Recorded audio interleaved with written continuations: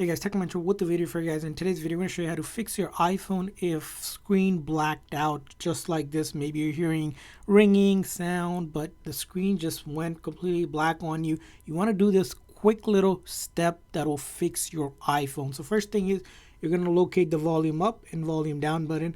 We're going to press and release quickly the volume up, followed by press and release the volume down quickly, one after another, and then come over to this side and hold down that side button until the screen again goes completely black and the Apple logo appear, and then you let go of that side button. So if you happen to have this issue, you're just going to press volume up, volume down, and then you're going to hold that side button just like that. And during this process, you're just going to keep on holding that side button and wait for our Apple logo to appear.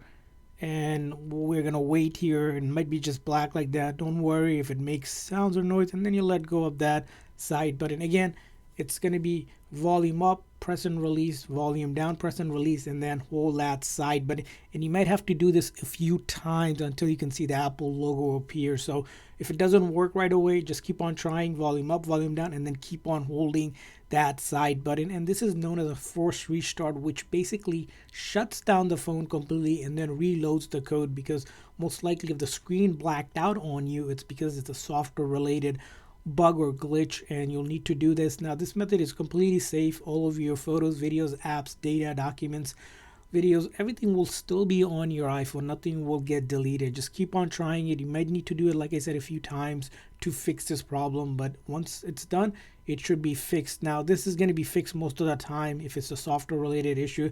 If for some reason your iPhone took a major drop or something else happened, it could be the screen is faulty, but try it and this might help you fix your iPhone. And I hope this video is helpful. If so, please consider hitting a like and subscribe button for more tips and tricks for your iPhone and other iOS devices. See you guys next time.